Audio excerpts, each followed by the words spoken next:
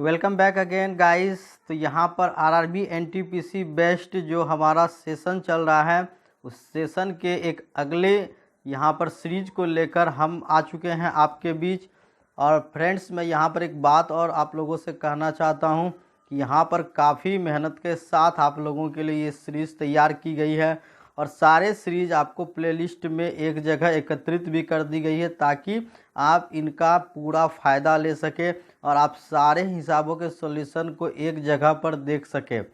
और गाइस, मैं एक बात और बताना चाहता हूँ कि जितने भी मैथ बताए जा रहे हैं तो यहाँ पर हमने आरआरबी एनटीपीसी स्पेशल तो मैथ रखी है, लेकिन आपसे एक बात और मैं कहना चाहता हूँ कि देखो फ्रेंड्स, कोई भी जो मैथ्स होती है वो किसी स्पेशल कोई एग्ज़ाम्स की ऐसी कोई वो रजिस्टर नहीं की हुई होती है कि ये मैथ फलाने एग्ज़ाम्स में ही पूछे जाएंगे।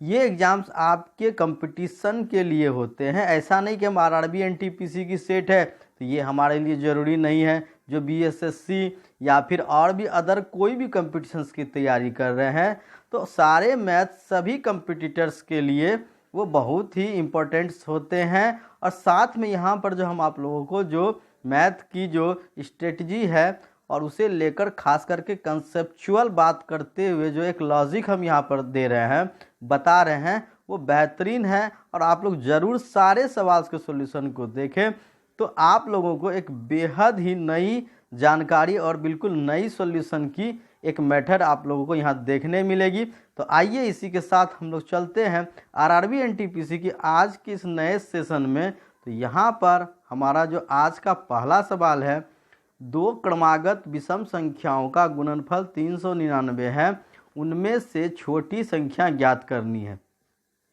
तो यहाँ पर जब भी आपको दी जाए कि दो क्रमागत विषम संख्या, तो आप यहाँ पर देखेंगे कि जब भी आपके क्रमागत विषम या फिर क्रमागत सम हो तो जो उसके गुणनफल होंगे, जैसे कि यहाँ पर आपके गुणनफल है 399, तो जब भी आप गुणनफल में एक जोड़ेंगे तो आप पाएंगे कि आपको एक वर्ग संख्या यहाँ पर प्राप्त हो जाएगी। ये कभी भी अगर आप कोई भी दो क्रमागत विषम संख्याओं का गुणनफल होंगे तो उसमें एक जोड़ते ही आपको एक पूर्ण वर्ग संख्या मिलेगी। तो आप यहाँ देखेंगे कि ये 400 आपके 20 के वर्ग हैं, तो 420 के वर्ग है। तो यहाँ पर वो दो संख्या जो विषम है, 20 के पहले 19 और 20 के बाद आपकी 21, तो 19 और 21 का गुणनफल 399 होता है, जो कि क्रमागत विषम संख्या है। तो इनमें छोटी संख्या ज्ञात करनी है, तो छोटी संख्या आपकी क्या हो जाएगी, 19 हो जाएगी। तो उम्मीद है कि एक बेहद ही इम्पोर्टेंट लॉजिक आप लोगों ने यहाँ पर देखी। तो इसलिए मैंने कहा फ्रेंड्स कि आप लोगों को सारे यहाँ पर सॉल्यूशन देखने ज़रूरी है, क्योंकि यहाँ पर हर हिसाब में एक बेहतरीन लॉजिक छिपी हुई है। तो बढ़ते हैं आज के सेक्टर में यहाँ पर। तो नया सवाल जब आपके बीच है वो आपके लिए यहाँ पर फिर से एक डाटा का सवाल है। तो आपने यहाँ पर देखी कि एक परीक्षा में विभिन्न विषयों में छात्रों द्वारा अर्जित अंक नीचे दिए गए हैं, अध्ययन करें और उस पर आधारित सवालों के जवाब देने हैं। तो आपने यहाँ पर देखा कि जो यहाँ पे छात्र हैं अनिल, भीनू, आपके चिराग, धवन, एल्जा, फरा और जॉर्ज, ये सभी छात्रों ने यहाँ पर भौतिकी, आपके रसायन, जीव विज्ञान और गणित परीक्षा में यहाँ पर इन लोगों ने भाग लिया और इनमें ये इनके प्राप्तांक यहाँ पर दिखाए गए हैं। तो यहाँ पर आपको इसके अब सवाल को देखनी है और उसके हमें यहाँ पर जवाब भी इसमें से बतानी है। तो बढ़ते हैं। तो आज का इस डाटा का जो सवाल है, कितने छात्रों ने परीक्षा में 60% से अधिक अंक अर्जित किए हैं। 60% से अधिक अंक प्राप्त करने वाले को हमें यहाँ पर ढूंढनी है। तो सबसे पहले हम लोग यहाँ पर देखेंगे कि टोटल एग्ज़ाम यहाँ पर कितने नंबर की है। तो भौतिकी 120, रसायन 120, जीव विज्ञान 120 और गणित 100। तो 120 या 360 और एक, यहाँ जो आपके फुल मार्क्स है वो आपके 460 हो गए। और आपके जो 460 के आपको 60% की बात कही गई है। तो 60% आपके कितने हो जाएंगे? तो 60% यानी कि फ्रैक्शन वैल्यू 3/5, तो आपके ये 5 से कट जाएंगे। 5 नमा 45, 5 दूनी 10, तो 3 दूनी 6, 3 नमा 27, यानी कि 276 नंबर 60% होते हैं। तो आपसे यहाँ पर सवाल की गई है कि कितने छात्रों ने 60% से अधिक अंक अर्जित किए हैं। तो जिसके भी 276 से ज़्यादा मार्क्स होंगे उनकी 60% होगी। तो बस हमें इतनी ही ध्यान देनी है। तो सबसे पहले हम यहाँ पर अनिल की देखें तो 9, 5, 14, 6, 20, 7, 27, 270, और यहाँ ये इसके भी 276 से अधिक हो गए। 180 और 80 और 40, 220 और 80, ये 300 के आसपास चली गई है।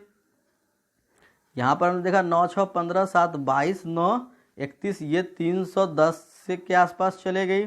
फिर यहाँ पर आपने धवन का देखा 8, 6, 14, 8, 22, 6, 22, 6, 28, तो ये भी आपके 280 के ऊपर चले गए। उसके बाद आपने यहाँ पर देखा 8, 6, 14, 9, 23, 5, 28, तो ये भी आपके 280 से ऊपर चले गए। और यहाँ पर आपने देखा 7, 7, 14, 8, 22, 4, 26, 260, और यहाँ पर हो गए 7, 5, 12, 12, 5, 17, तो ये आपके 277 ये भी हो गए। तो ये भी 60% को पार कर गए। और यहाँ 6, 3, 9, 7, 16, 8, 24, तो ये यहाँ पर 60%, ये 276 है इसके नहीं हो पा रहे हैं। तो इसलिए ये इसको छोड़कर यानी जॉर्ज को छोड़कर बाकी सभी के 276 से ज़्यादा अंक हो रहे हैं। तो इसलिए यहाँ पर टोटल यहाँ पर स्टूडेंट 1, 2, 3, 4, 5, 6, 7 स्टूडेंट है। तो यानी यहाँ पर एक को छोड़कर यानी 6 स्टूडेंट यहाँ पर 60% से अधिक अंक अर्जित किया है। तो उम्मीद है आप लोगों ने इस चीज़ की आप यहाँ पर आपको सभी की परसेंट निकालने की ज़रूरत नहीं है। आपने एक बार सिर्फ यहाँ पर देखा कि 60% आपके कितने हो रहे हैं, उसके बाद आप यहाँ सभी के मार्क्स को देख लो। तो जिसकी भी 276 या उससे अधिक होगी तो वो 60% से ऊपर होंगे। तो इसलिए आपको यहाँ पर पता चल रही है। तो यहाँ अब इसका हम नेक्स्ट क्वेश्चन देखते हैं। तो यहाँ आपने देखा कि सभी 4 विषयों में धवन द्वारा अर्जित अंकों की औसत क्या है। तो यहाँ पर हम जो धवन के 4 विषयों में अंक धवन, तो धवन आपके ये हो गए। तो धवन के 85, 65, 84 और 60, 85, 65, 84 और आपके 60 हो गए। 85, 65, 84 और 60। तो यहाँ से आपको सभी 4 विषयों में जो धवन द्वारा अर्जित अंकों के औसत ज्ञात कर रहे हैं। तो औसत मीन्स सभी को यहाँ पर जोड़ने के बाद आपको 4 से यहाँ पर डिवाइड कर देनी है। तो आपने यहाँ पर देखा कि 8, 6, 14, 14, 8, 22, 6, 28, 280 और 5, 5, 10, 4, 14, तो 280 और 14, 294/4। तो यहाँ से हमने इसे 4 सत्ते 28, एक बच रही है, 4 तिया 12, तो 73 आपके कहाँ आ रहे हैं? डी नंबर पे आ रहे हैं। यानी कि 73.5 ये आपके हो गए धवन द्वारा अर्जित अंकों की औसत। तो यहाँ पर आपने औसत प्राप्त कर लिया। अब यहाँ पर आपको देखनी है कि परीक्षा में कुल प्रतिशत अंक के मामले में कौन कक्षा में प्रथम स्थान पर रहा। तो यहाँ पर जिसके भी सबसे अधिक अंक होंगे तो उसके प्रतिशत यहाँ पर सबसे अधिक होंगे। तो आपको इस चार्ट में देखना है कि किसके योगफल सबसे अधिक रहे। तो आपने यहाँ पर देखा जो चिराग हैं उसके 9, 6, 15, 7, 22, 9, 31 इसके लगभग 310 से ऊपर जा रहे हैं। तो यहाँ पर चिराग ने सबसे अधिक अंक प्राप्त किए हैं। तो इसलिए चिराग की जो प्रतिशत है वो सबसे अधिक हो जाएगी, यानी कि ऑप्शन बी। तो कुल प्रतिशत अंक के मामले में कौन प्रथम स्थान पर रहा? तो इसका सही जवाब हो गया चिराग। तो उम्मीद है इस डाटा को आप लोग डाटा के हिसाब को सॉल्व करने की जो यहाँ पर लॉजिक है उसे आप लोग अच्छी तरह से अडॉप्ट कर रहे होंगे और इसके थ्रू से आप लोग एक नए डाटा को भी सॉल्व करने में इस लॉजिक का इस्तेमाल कर पाएंगे। तो बढ़ते हैं आज के सेशन के अगले सवाल पे। तो यहाँ पर आपको 17/31, 64, 34/62 और 48/93 का एलसीएम ज्ञात करना है। तो आपने यहाँ पर देखी कि आपके यहाँ पर जो है ये भिन्न है। 17/31, 34/62 और 48/93। तो यहाँ पर जो है आपको जब भी इस तरह के जो फ्रैक्शन की अगर आप जब भी एलसीएम ज्ञात करेंगे तो आपको हमेशा ध्यान रखना है कि अगर आप एलसीएम ज्ञात कर रहे हैं तो जो अंश होगी आपको अंश का एलसीएम लेना है और जो आपके हर होंगे वहाँ पर हर का आपको एचसीएफ लेना है। और अगर एचसीएफ निकालनी होगी तो अंश का एचसीएफ लेना है और हर का एलसीएम लेना है। तो यहाँ पर हर का एचसीएफ जो है, चूँकि ऑप्शन पर भी हम लोगों को ध्यान देकर रखनी है, तो सभी के नीचे 31 है, तो यहाँ पर एचसीएफ इसका मतलब 31 है, तो हमें एचसीएफ को निकालने पे ध्यान ना देकर हमें अब एलसीएम को देख लेना है। तो 17, 34 और 48 का अगर हम एलसीएम निकालें तो 17 एक कम 17 दूनी 34 और यहाँ पर आपके 48 रह जाएंगे। फिर आपने 2 से लगाई तो 2 एक कम 2, 24 दूनी 48, तो आपके यहाँ पर 17 दूना 34, तो 34 गुना आपके हो गए 24, तो यहाँ पर 4 चौके 16। तो यहाँ पर आपको देखनी है कि इकाई अंक में 6 किस में आ रही है, तो 816। इसका मतलब एक ही यहाँ पर जो है ऑप्शन पे भी ध्यान देना है स्टूडेंट। समय को बचाने के लिए आप लोगों को पैनी नज़र रखनी होगी, क्योंकि ज़रूरी नहीं कि हम सारा कैलकुलेशन को करने के बाद ही ऑप्शन पे ध्यान दें, ऐसी कोई ज़रूरी नहीं है। हमें ऑप्शन पर भी ध्यान रखना होगा तो हम जल्दी से आंसर प्राप्त कर लेंगे, क्योंकि कंपटीशन है तो आपको फास्ट रहनी होगी। तो नेक्स्ट क्वेश्चन है यहाँ पर, एम और एन समान दूरी को क्रमशः 160 किलोमीटर प्रति घंटा और 200 किलोमीटर प्रति घंटा की गति से तय करते हैं। यदि एम एन से 30 मिनट अधिक समय लेता है तो प्रत्येक द्वारा तय की गई दूरी क्या होगी। तो यहाँ पर आपसे क्वेश्चन के जो पहले जो आपके लाइन में कही गई है कि एम और एन समान दूरी, तो मान लो कि जो भी दूरी होगी वो समान हो जाएगी। जितनी दूरी आपके m तय करेगा उतनी ही दूरी आपके n भी तय करेंगे, दोनों की दूरी समान है। लेकिन चाल अलग अलग होने के कारण समय उनको अलग अलग लग जाएगा।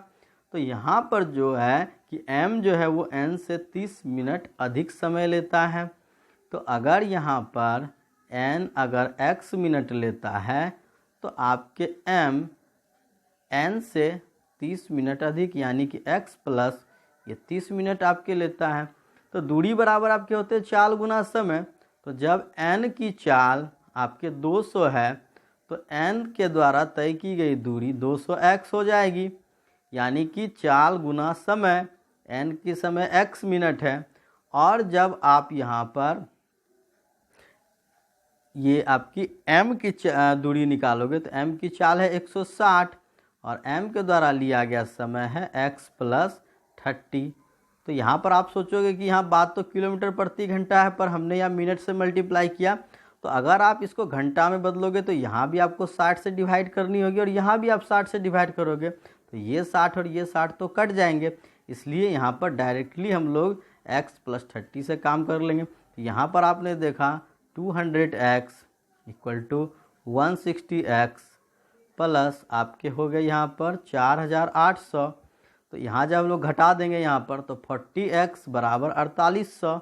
तो आपके यहाँ पर 40x बराबर हो जाएंगे 4800।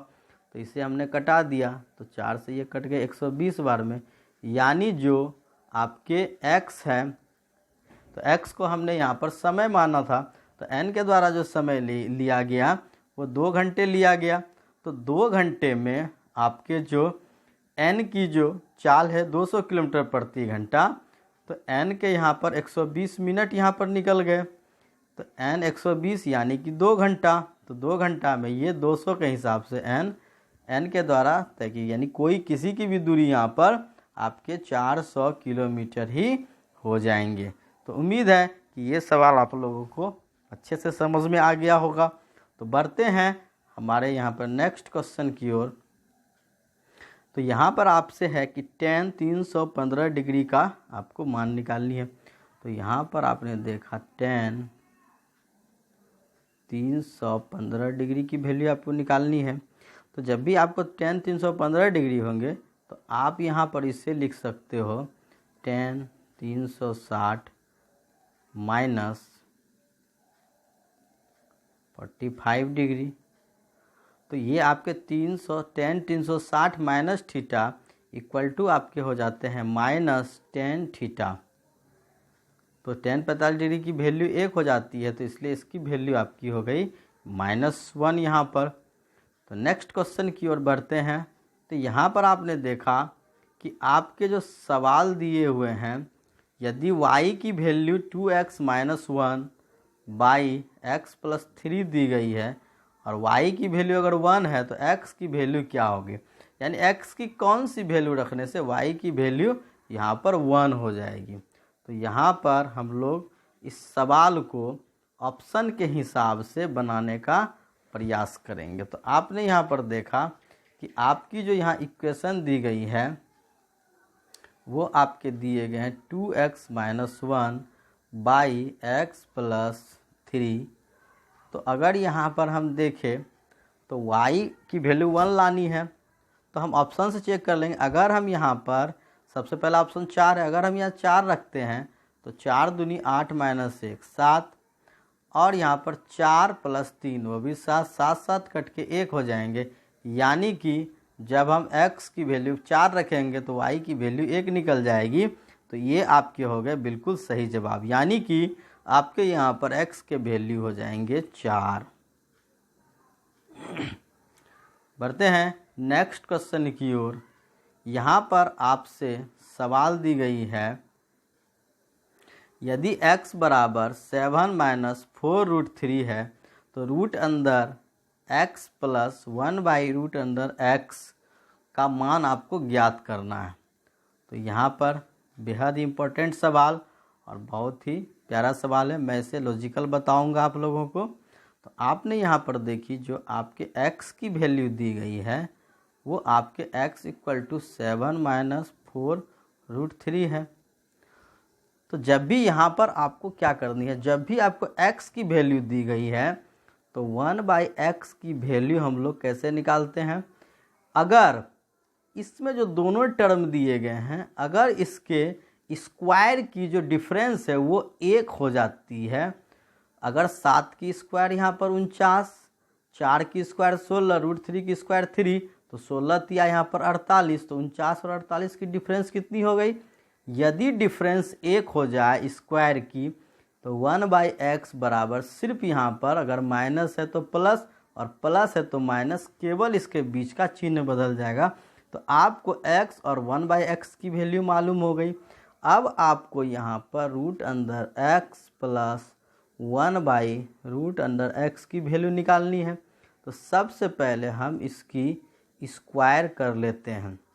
तो यहाँ पर आप जब स्क्वायर करेंगे तो a² आपके हो जाएंगे x प्लस b² आपके हो जाएंगे 1/x और प्लस 2ab करेंगे तो ये दोनों कट जाएगी, तो यहाँ पर सिर्फ आपके लिए 2 हो जाएगी। तो आपने यहाँ पर देखा कि x की वैल्यू 7 - 4√3 है और आपके 1/x की वैल्यू 7 + √3 है और लास्ट में +2। तो 7 4√3 - 4√3 प्लस, तो 7 7 14 और 2 16 हो गए। तो यहाँ से आपको रूट अंदर जो x + 1/√x की वैल्यू निकालनी है। तो यहाँ पर उससे हम लोग रूट इस तरफ लाएंगे, स्क्वायर तो √16 हो जाएगी तो 4, यानी कि यहाँ पर आपके ऑप्शन नंबर सी हो गए। √x + 1/√x की वैल्यू आपकी 4 हो जाएगी। तो इसे मैंने हालांकि चूँकि समझाने के लिए 2-4 थोड़ी लाइन यहाँ पर हमने पूरी बताई है, तो आप इसे शॉर्ट में भी कर सकते हो। तो बढ़ते यहाँ से नेक्स्ट क्वेश्चन की ओर। 160 रुपये में 90 चॉकलेट बेचने पर एक चॉकलेट व्यापारी को 20% की हानि होती है। 20% का लाभ कमाने के लिए उसे 96 रुपये में कितने चॉकलेट बेचनी चाहिए। तो ऐसे सवाल में जब भी आपको कि 20% पहले हानि हो रही है, बाद में उसे 20% या कोई भी परसेंट की लाभ चाहिए, तो सबसे पहले हम यहाँ पर जो उसके जो कीमत की जो रेशियो होती है पहले हम वो निकालेंगे। यानी कि कीमत की रेशियो की मतलब ये हो गई, कीमत का अनुपात हम लोग यहाँ पर निकालेंगे। तो आइए मैं आपको समझाता हूँ कीमत का अनुपात कैसे करेंगे। जैसे कि पहले उसे 20% की हानि होती है, तो अगर उसने 100 रुपये पूंजी लगाए तो उससे 80 रुपये ही आ रहे हैं, लेकिन उसे 20% का लाभ कमाना है तो वहाँ पर उसे 120 रुपये चाहिए।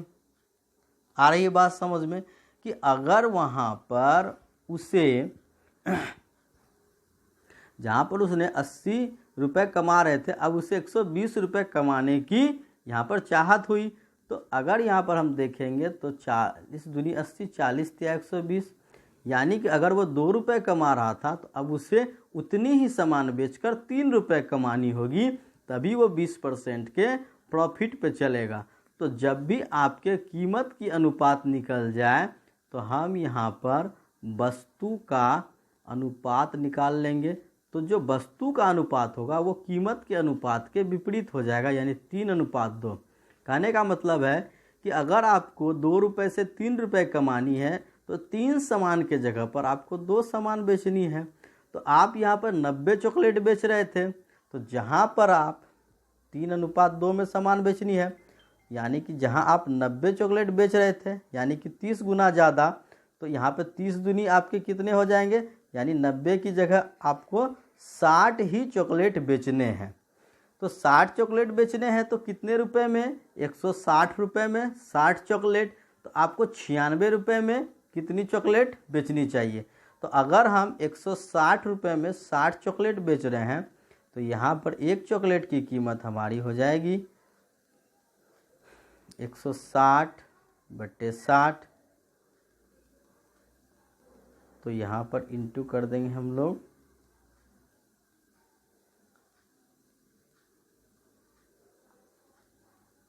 सॉरी यहाँ पर क्षमा करें, आपकी यहाँ पर हमने जो 160 रुपये की 90 चॉकलेट है, तो एक चॉकलेट की जो कीमत हो गई वो आपके 90/160 हो गई, और इंटू आपको 96 रुपये की लेनी है। तो 0 हमने कटा दिया, 16 छाके 96, तो 9 छाके 54, यानी कि अब आपको 90 चॉकलेट की जगह पर केवल 54 चॉकलेट ही बेचने होंगे, तभी आपको 20% का प्रॉफिट हो जाएगा। यानी सबसे पहले हम लोगों ने कीमत के अनुपात निकाली, कीमत के अनुपात के विपरीत जो होती है वो आपके वस्तु के अनुपात हो जाती है। तो अगर हम 3 के जगह पर 2 बेच रहे हैं तो 90 के जगह पर हमें 60 बेचनी होगी, तो 60 चॉकलेट हमें 160 रुपये में बेचनी होगी। तो इस हिसाब से हमें 96 रुपये में कितनी चॉकलेट बेचनी होगी, 54 चॉकलेट बेचनी होगी। तो बढ़ते हैं नेक्स्ट क्वेश्चन की ओर। 7500 रुपये पर 2 वर्ष 4 महीने के लिए 12% वार्षिक दर से चक्रवृद्धि ब्याज निकटतम रुपए में ज्ञात करें। इस ब्याज की गणना वार्षिक आधार पर की जाती है। तो यहाँ पर आपने देखा कि ब्याज की जो गणना है वो वार्षिक आधार पर की जाएगी। तो यहाँ पर आपने यहाँ देखी कि जो आपकी रेट है वो रेट है आपकी 12%।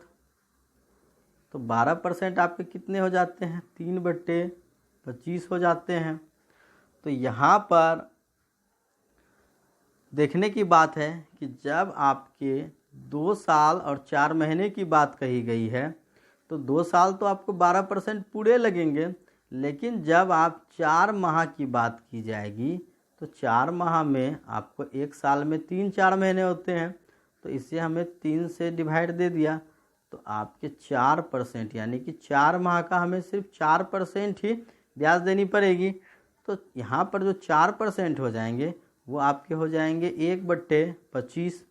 तो यहाँ सबसे पहले आपने देखा कि जब 25 रुपये आपने रखा तो आपके पहले साल में 25×3 28 हो गए। इसी प्रकार दूसरे साल भी 25 से आपके 28 हो गए, लेकिन तीसरे साल आपके 25 से केवल कितने हुए, 26 ही हुए हैं। तो यहाँ पर अगर देखी जाए तो अगर आपने 15,625 रुपये रखे तो आपके यहाँ पर जो 28 गुना 28 गुना 26 यहाँ पर आप करते हैं तो आपके यहाँ पर टोटली हो जाते हैं 28 गुना 28 गुना 26 आपके हो जाएंगे 20,384। तो तो यहाँ पर जब आप देख रहे हैं 15,625 रुपये आपने रखा तो 20,300 आपके 84 हो गए। तो यहाँ से आपको CI कितनी मिली, तो CI आप यहाँ पर निकाल लेंगे 20,384 माइनस 15,625। तो यहाँ पर आपने देखा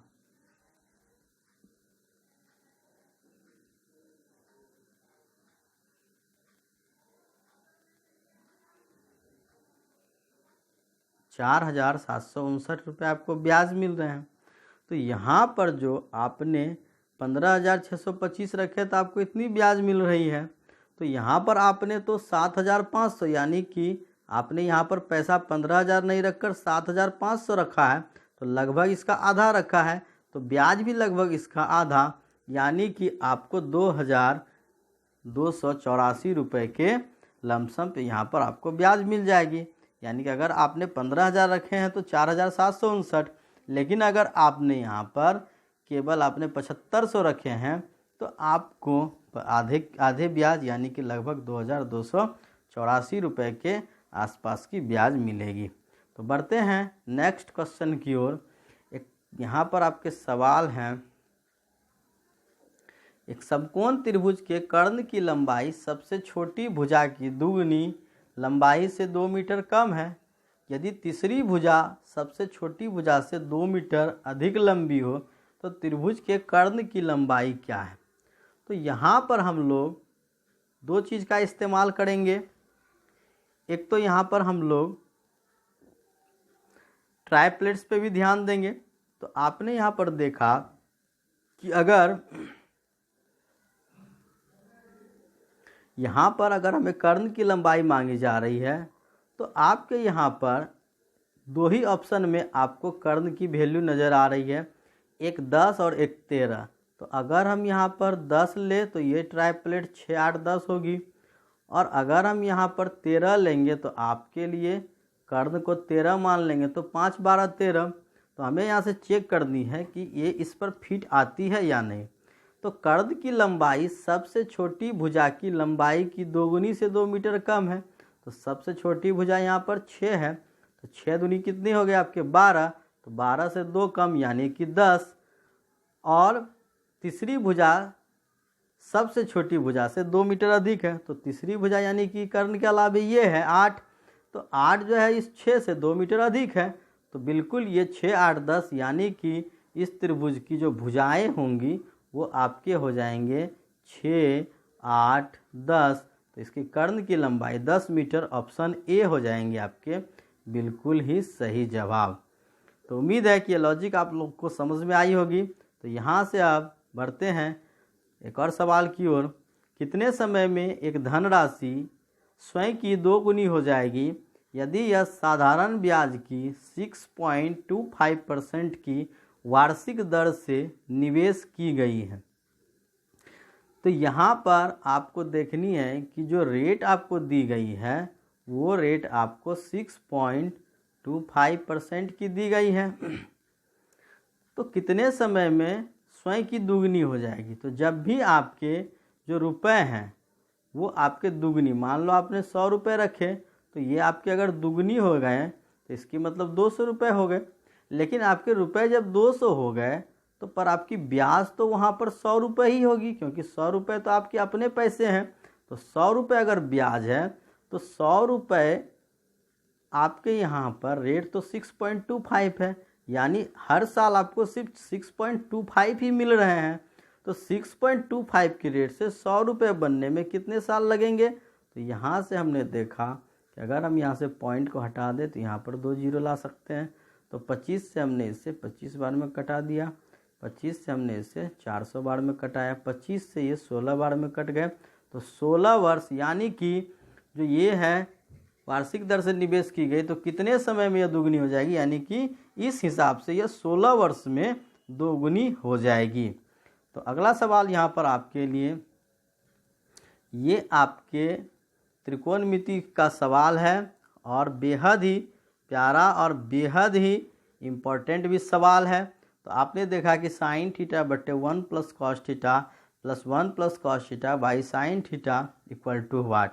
तो यहाँ पर जो आपकी सवाल दी गई है बेहद ही प्यारा सवाल है, लेकिन यहाँ पर अगर इसे हम पूरी तरह से सॉल्व करने जाएं तो हमें यहाँ पर काफ़ी समय तो लगेंगे ही, साथ ही हमें यहाँ पर काफ़ी मुसीबतों का भी सामना करना पड़ेगा। तो आइए इसे हम किस तरह से सॉल्व करेंगे। तो जैसे कि हम लोग यहाँ पर इसके थीटा की एक हम लोग वैल्यू ले लेंगे। तो अगर हम थीटा की वैल्यू 0 डिग्री रखते हैं तो साइन 0 डिग्री की, यहाँ पर अगर आपके साइन थीटा बाई आपके हैं 1 plus cos theta plus 1 plus cos theta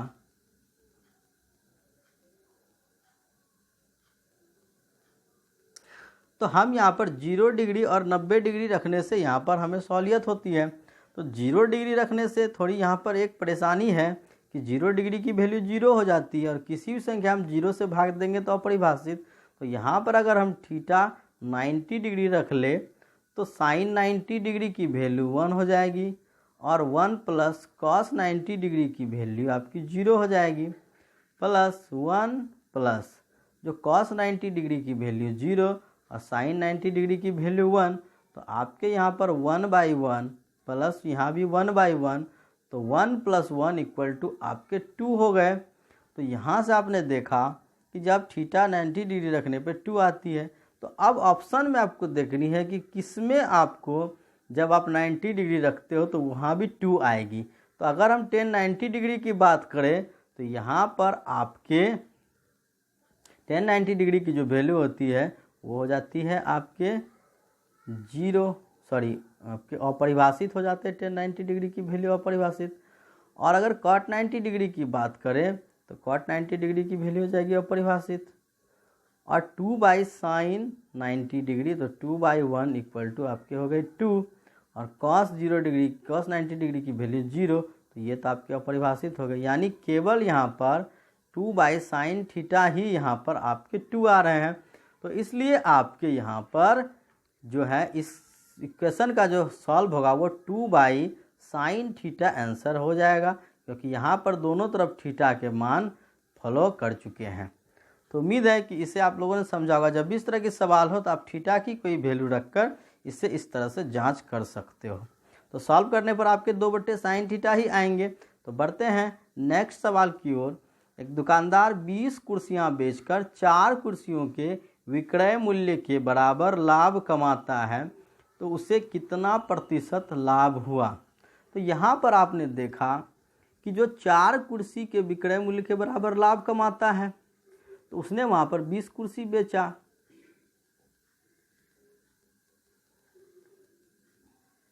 तो 20 कुर्सी में जो लास्ट के 4 कुर्सी उसने बेची वो 4 कुर्सी तो उसके लाभ हो गए। यानी कि जो उसकी सीपी थी वो पूंजी उसके कितनी कुर्सी बेचने पर निकल गई थी, 16 कुर्सी जब उसने बेची थी तभी उसके पूंजी निकल गए थे और 4 कुर्सी उसे बेनिफिट हो गई। तो जब भी आप यहाँ पर प्रतिशत लाभ निकालते हैं यानी कि प्रॉफिट परसेंट, तो यहाँ पर आपको हो जाएंगे 4 कुर्सी की लाभ हुई तो सीपी यहाँ पर कितने हो जाएंगे, सीपी तो 16 ही हो जाएंगे और इंटू 100 कर देंगे इसे। तो 4/16 आपके 4 चौके 16, 4 से ये 25 बार में कट गए। तो यानी कि आपने 25% की यहाँ पर प्रॉफिट कर ली। तो उम्मीद है इस सवाल को भी आप लोगों ने अच्छे ढंग से समझ लिया होगा। तो आज के इस सेशन में फ्रेंड्स यहाँ पे आप लोगों के लिए ये सारी इम्पोर्टेंट सवाल थी। तो एक और नए सेशन में एक और बेहतरीन सवाल लेकर हम आपके बीच फिर से उपस्थित होंगे। लेकिन यहाँ पर आप लोग इस सभी सेट्स को पूरी तरह से ध्यानपूर्वक देखकर बनाएं और कोई भी प्रॉब्लम हो तो हमें कमेंट बॉक्स में ज़रूर अपनी समस्या लिखकर भेजें, तो हम उसका सॉल्यूशन नए क्लास में करेंगे। तो यहाँ पर आप लोगों के लिए आज के लिए बस इतना ही। तो इस चैनल को अधिक से अधिक सब्सक्राइब करें, जो नए लोग हैं सभी सब्सक्राइब करें और वीडियो को भी शेयर करें, लाइक करें, ताकि हमारा भी यहाँ पर उत्साह का वर्धन हो। तो इसी के साथ हम आज के क्लास को यहाँ पर समाप्त करते हैं।